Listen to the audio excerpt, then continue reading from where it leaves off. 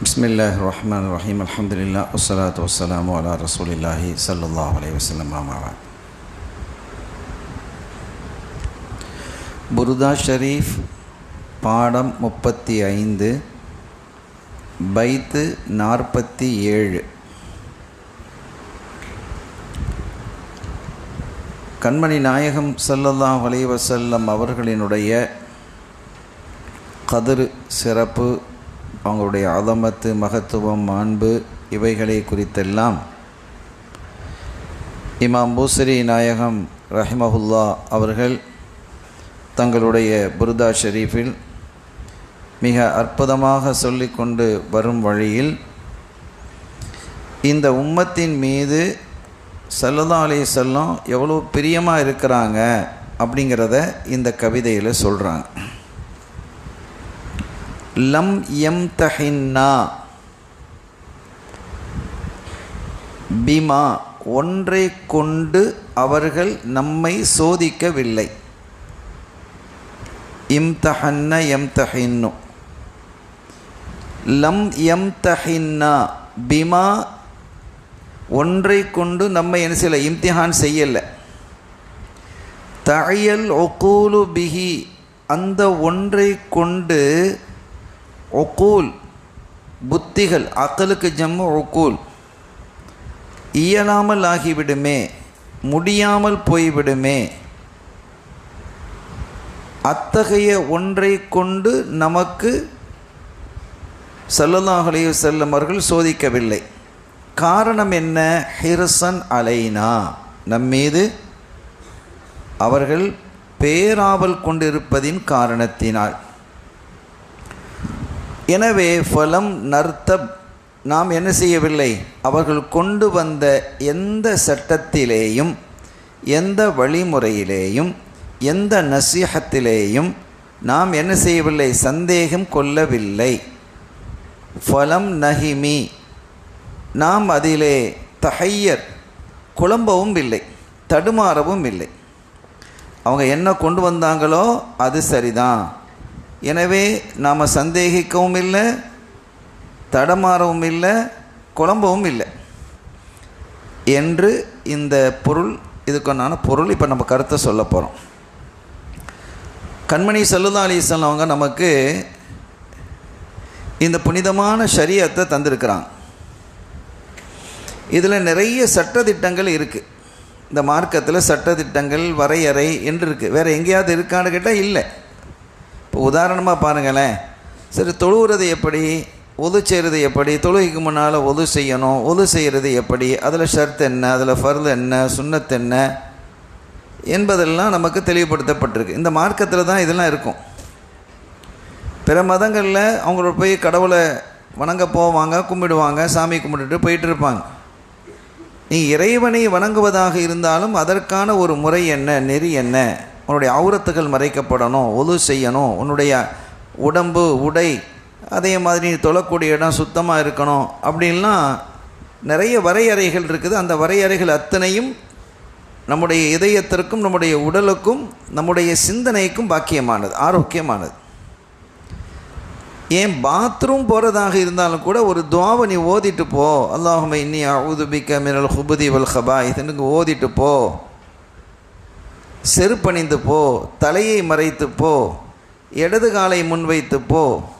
அதே மாதிரி வெளியே வரும்போது முதலாவதாக வலது காலை வைத்து, அதுக்கு பிறகு இடது காலை வைத்து, அதுக்கு ஒரு பிரார்த்தனை, துஆ ஓது என்று பாத்ரூமுக்கு செல்லக்கூடிய ஒரு டிசிப்ளின், ஒரு ஒழுங்குமுறையை கூட இந்த மார்க்கம் நமக்கு கற்றுத்தருது. ஆனால் ஒவ்வொன்றும் நம்முடைய புத்திக்கு உகந்ததாகவே இருக்கும். நம்முடைய புத்தியை தடுமாற செய்யக்கூடிய எந்த ஒரு கட்டளையையும் கண்மணி ஸல்லல்லாஹு அலைஹி வஸல்லம் நமக்கு தரலை. அந்த மாதிரி சட்டங்களை தர முடியுமா என்றால் முடியும்.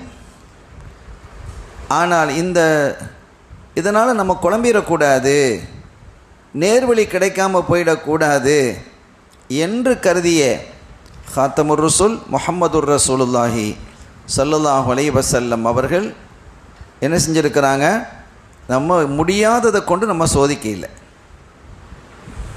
லம் யம்தஹின்னா அவர்கள் நம்மை சோதிக்கவில்லை. பிமா தஅயா, ஐய யஅயா தஅயா, அது அந்த ஐயங்கிறத ஐய அப்படின்னு சொல்லலாம். அஜஸ, இயலாமல். உக்கூல், அக்லுக்கு ஜம்மு உக்கூல். புத்திகள் இயலாமல் போய்விடக்கூடிய ஒன்றை கொண்டு ஸல்லல்லாஹு அலைஹி வஸல்லம் அவர்கள் நம்மை சோதிக்கவில்லை. எதற்காக? ஹிர்ஸன் அலைனா, நம் மீது அவர்கள் பேராவல் கொண்டிருக்கிறாங்க. எல்லாரும் ஹிதாயத்தை பெற்று சொர்க்கம் போகணும். ஹரீஸுன் அலைக்கும் பில் முஃமினீன ரഊஃபுர் ரஹீம், அல்லாஹ் சொல்கிறானா இல்லையா? ஸல்லல்லாஹு அலைஹி வஸல்லம் அவர்களை ஹரீஸுங்கிறான். ஹரீஸுன் அலைக்கும், உங்களுக்கு உங்கள் மீது அவங்க எப்படி இருக்கிறாங்க? ரொம்ப பேராவல், நீங்கள் எல்லாரும் சொர்க்கம் போயிடணுங்கிறதுல பெரிய ஆசை கொண்டவர்களாக இருக்கிறார்கள் என்று அல்லாஹ் சொல்கிறான். எனவே அப்படிப்பட்ட ரசூல் ஸல்லல்லாஹு அலைஹி வஸல்லம் அவர்கள் கொண்டு வந்த எந்த ஒன்றிலையும் நம்ம என்ன செய்யலை? சந்தேகிக்கவும் இல்லை, நாம் தடமாறவும் இல்லை. அவங்க கடுமையான சட்டங்களையும் நமக்கு வழங்கலை.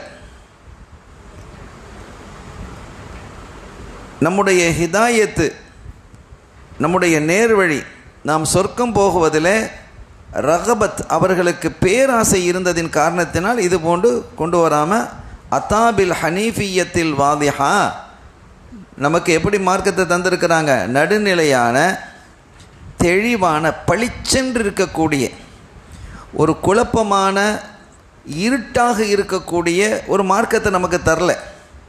வாதிஹத், பைலான்னு வரும் ஹதீதுகள். ரொம்ப வெளிச்சமான, தெளிவான, வெள்ளை வெளேரென்று இருக்கக்கூடிய, பிரகாசமாக இருக்கக்கூடிய மார்க்கத்தான் அவங்க என்ன செஞ்சுருக்கிறாங்க? தந்திருக்கிறாங்க. ஒலம் நத்தரத்தத் ஃபீமா அத்தானா பிஹி, அவங்க எதை நமக்கு தந்திருக்கிறாங்களோ அதில் நம்ம என்ன செய்யலை? எந்த தரத்துதும், நம்ம எந்த குழப்பமும் இல்லை. அவர்கள் தந்த வழியினுடைய ஒவ்வொரு பகுதியும் அழகானது, ஒவ்வொரு பாதையும் சிறப்பானது. உடல் ரீதியாகவும் சொல்லியிருக்கிறாங்க, உழைப்பு ரீதியாகவும் சொல்லியிருக்கிறாங்க, வணிக ரீதியாக, விவசாய ரீதியாக எதை அவர்கள் சொன்னாலும் அதில் நமக்கு ஹைரை தான் அதில் இருக்கும். துனியா ஆகிரத்தினுடைய ஹைர் அதில் இருக்கும். அழகான வழிகாட்டுதல் இருக்கும்.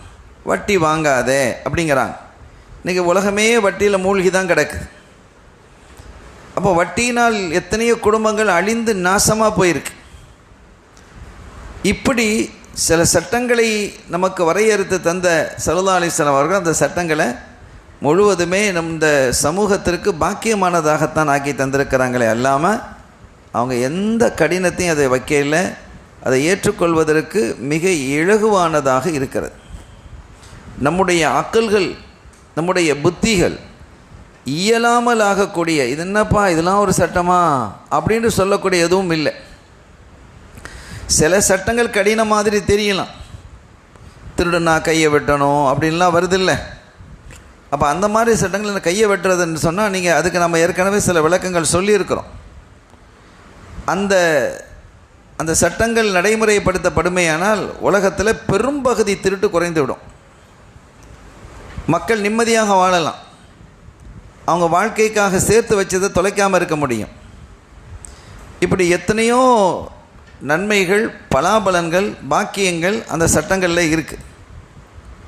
அதைத்தான் கண்மணி முஹம்மது ரசூலுல்லாஹி ஸல்லல்லாஹு அலைஹி வஸல்லம் நமக்கு தந்திருக்கிறாங்களே அல்லாமல் தொழுகைக்கு போகிறது கடமை, ஜும்மா தொழுகைக்கு ஒரு ஆண் போய் ஆகணும்,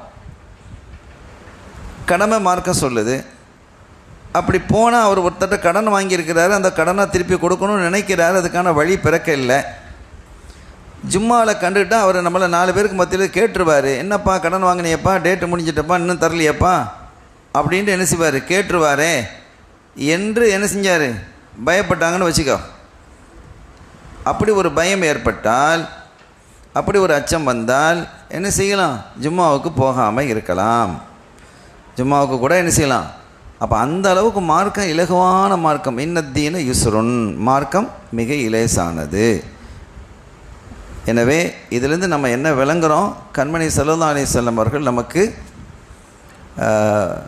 புத்தி அங்கீகரிக்காத எந்த ஒன்றையும் தரல. ஆனால் மடத்தனமாக சில பேர் பேசுகிறாங்கன்னு சொன்னால் அவனுக்கு புத்தி இல்லைன்னு அர்த்தம். நடுநிலையாக சிந்திக்கக்கூடிய எந்த அறிவுக்கும் இந்த மார்க்கத்தினுடைய சட்டதிட்டங்கள் அத்தனையும் பாக்கியமானதுன்னு தெரியும். ஸல்லல்லாஹு அலைஹி வஸல்லம் அவர்கள் போதித்திருக்கக்கூடிய வழிகள் பிரகாசமானது, அவனுடைய துன்யா ஆகிரத்தை பாக்கியமாக்கி வைக்கக்கூடியது என்பதை இலகுவாக புரிய முடியும் என்பதை இந்த பைத்தின் மூலமாக இமாம் பூசிரி ரஹ்மத்துல்லாஹி அலைஹி அவர்கள் நமக்கு கொண்டு வந்து சேர்த்துருக்கிறாங்க. அப்போ அவங்க ஸல்லல்லாஹு அலைஹி வஸல்லம் என்ன செய்யலை, நமக்கு அறிவுகள் ஏற்றுக்கொள்ள முடியாத எந்த ஒன்றை கொண்டும் நம்மை அவங்க சோதிக்க இல்லை. எனவே அவர்களுடைய போதனையில் என்ன இல்லை, நமக்கு ஐயமும் இல்லை, பயம் தடுமாற்றமும் இல்லை, சந்தேகமும் இல்லை என்று இமாம் பூசிரி ரஹ்மத்துல்லாஹி அலைஹி அவர்கள் குறிப்பிடுகிறார்கள். இந்த புனிதமான ஷரீஅத்தை நாம் தெளிவாக பின்பற்றி வாழ்வோமாக. இப்போ பைத்தை படிக்கலாம்.